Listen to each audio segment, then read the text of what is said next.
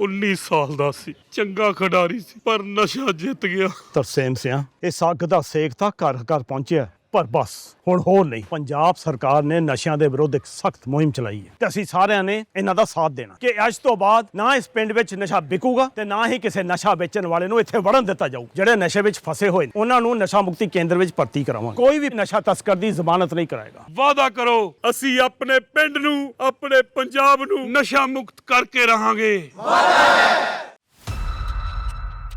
नमस्कार, मैं हूं आपका दोस्त विजय विद्रोही और आप देख रहे हैं हमारा खास कार्यक्रम विजय फैक्टर।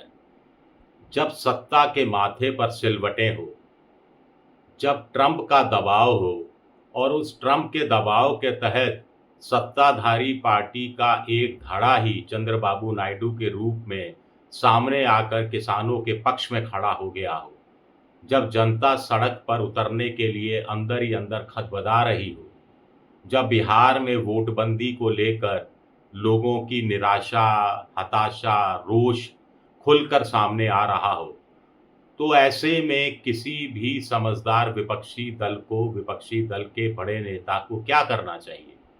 सीधा कहेंगे सड़कों पर उतर जाना चाहिए, जनता के बीच में चले जाना चाहिए, संसद का रास्ता छोड़ देना चाहिए, पैदल पैदल पदयात्रा जैसी कोई नई चीज करनी चाहिए। यही काम राहुल गांधी कर रहे हैं। अगला पूरा हफ्ता राहुल गांधी के नाम रहने वाला है। आर पार की लड़ाई के मूड में राहुल गांधी दिखाई दे रहे हैं। अब इसका तोड़ मोदी जी क्या निकालेंगे, चुनाव आयोग क्या निकालेगा, ये पता नहीं, लेकिन राहुल गांधी ने तय कर लिया है कि बस अब बहुत हो चुका, करो या मरो जैसी स्थिति है और राहुल गांधी इसके लिए आग में जलने के लिए तैयार हैं। कुल मिलाकर 5 अगस्त को राहुल गांधी कर्नाटक में बेंगलुरु में होंगे। वहां पर वो एटम बम फोड़ने वाले हैं। बेंगलुरु की एक लोकसभा सीट जहां 6.5 लाख वोट पड़े, जिसमें राहुल गांधी के अनुसार 1.5 लाख फर्जी वोट बीजेपी ने डलवाए और 25,000 के अंतराल से बीजेपी जीत गई। उसका पूरा कच्चा चिट्ठा सामने रखने वाले हैं। आंकड़ों के हिसाब से, डाटा के हिसाब से, मतदाताओं के नाम की स्टडी हुई है, उनके तस्वीरों का मिलान किया गया है। तो चुनाव आयोग इसका क्या जवाब देगा या बीजेपी चुनाव आयोग के बचाव में कैसे सामने आएगी, ये देखना दिलचस्प होगा। और राहुल गांधी तो इशारा कर चुके हैं 15-20 सीटें कम से कम ऐसी हैं जो बीजेपी ने चोरी करके 2024 में जीती, और वैसे इनकी संख्या 80-100 के आसपास बताई जाती है। दिल्ली से मीडिया को ले जाया जा रहा है, इससे भी पता लगता है कि मामले की गंभीरता को देखते हुए। लेकिन राहुल गांधी सिर्फ इस खुलासे के बाद चुप नहीं बैठने वाले। वो 7 अगस्त को इंडिया गठबंधन को खाना खिलाने वाले हैं।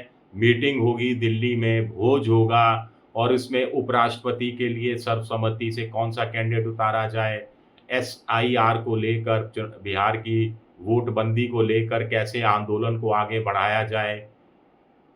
संसद भी 21 अगस्त तक चलनी है, बीच में थोड़ा सा छुट्टियां आएंगी, उसको छोड़ दिया जाए तो संसद से सड़क तक कैसे दबाव को बनाकर रखा जाए, और कैसे राहुल गांधी और मल्लिकार्जुन खड़गे चाहेंगे कि इंडिया गठबंधन को नेतृत्व देंगे कांग्रेस सबसे बड़ी पार्टी के नाते, और इसके अंदर तेजस्वी, हेमंत सोरेन, उनके पिताजी की आज इंतकाल हुआ है, तो पता नहीं इस बैठक में आ पाए या नहीं आ पाए।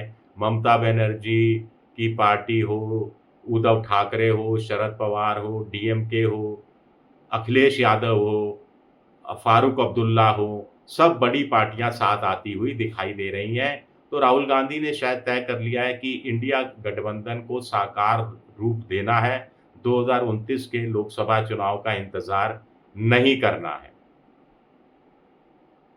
फिर दिल्ली में चुनाव आयोग को की तरफ मार्च विपक्षी पार्टियां करेंगी, यानी दबाव मुसलसल बना रहे, दबाव मुसलसल बढ़ता रहे और मीडिया में स्पेस अपने लिए निकाली जा सके, जो कि नेशनल मीडिया है, जो गोदी मोदी मीडिया है, इसकी भी व्यवस्था राहुल गांधी को और उसके जो साथी हैं वो करने में लगे हुए हैं। ये एक बड़ा पॉजिटिव चेंज है। पहले ये राहुल गांधी को लगता था कि ये गोदी मोदी मीडिया तो साथ देगा नहीं, इस तरफ जाने की ज़रूरत क्या है, पूरा ध्यान डिजिटल मीडिया पर ध्यान दिया जाए। अब इसमें एक बदलाव आता हुआ दिखता है। 10 अगस्त से राहुल गांधी वही मतदाता अधिकार यात्रा, पद यात्रा पर निकल रहे हैं। बिहार के 30 जिलों में ये यात्रा जाएगी, 3 चरणों में यात्रा शुरू होगी। इसमें मल्लिकार्जुन खड़गे भी शामिल होंगे, प्रियंका गांधी भी शामिल होंगी, तेजस्वी यादव भी शामिल होंगे, माले के सीपीएम माले के दीपांकर भट्टाचार्य भी शामिल होंगे और भी दूसरे विपक्षी पार्टियों के नेता शामिल होंगे। सासाराम से ये पदयात्रा स्टार्ट होगी। सासाराम शाहबाद इलाके में आता है, जहाँ की चारों लोकसभा सीटें पिछली बार बीजेपी को हराकर कांग्रेस ने जीती थी, या कांग्रेस गठबंधन के इंडिया गठबंधन ने जीती थी। इसमें बक्सर की सीट भी शामिल है, काराकट की सीट भी इसमें शामिल है। सासाराम जगजीवन राम जी की पुण्यतिथि, पुण्य कर्म क्षेत्र रहा है। एससी, एसटी, ओबीसी, मुसलमान वोट बड़ी तादाद में हैं और इन्हीं के वोटों के काटे जाने की ज़्यादा आशंका जताई जा रही है कि इनके ज़्यादा बड़ी संख्या में वोट काटे जा सकते हैं। तो सासाराम में पहले 3 दिन तक ये यात्रा निकलेगी, फिर 2-3 दिन का अंतराल होगा, फिर सीमांचल की तरफ भी यात्रा जाएगी, दूसरे बिहार के दूसरे ज़िलों में भी ये यात्रा पहुंचेगी। पदयात्रा की थी राहुल गांधी ने कन्याकुमारी से लेकर श्रीनगर तक, और इसका उनको कश्मीर में, तो इसका उनको तात्कालिक राजनीतिक लाभ हुआ था और उसको वो फॉलो अप करने में शायद चूक गए। लेकिन इस बार ऐसी चूक नहीं होगी, ऐसी कांग्रेस के लोग उम्मीद कर रहे हैं। मोटे तौर पर कांग्रेस को, विपक्ष को अब समझ में आ गया है कि मोदी इससे ज़्यादा कमज़ोर स्थिति में कभी नहीं थे। अभी राष्ट्रीय अध्यक्ष कौन होगा, इसको लेकर तनातनी मोदी और मोहन भागवत के बीच में बनी हुई है। 2 दिन पहले ही संघ की एक महत्वपूर्ण बैठक नागपुर में हुई, जिसमें तय किया गया कि जो भी राष्ट्रीय अध्यक्ष होगा उसको एनओसी लेनी पड़ेगी, नो ऑब्जेक्शन सर्टिफिकेट नागपुर से लेना पड़ेगा। यानी साफ तौर पर नागपुर ने बता दिया है, संघ ने बता दिया है कि बिना उनकी मर्जी के प्रधानमंत्री नरेंद्र मोदी अपनी तरफ से एक तरफा प्रदेश कांग्रेस अपनी पार्टी के राष्ट्रीय अध्यक्ष की घोषणा नहीं कर सकते।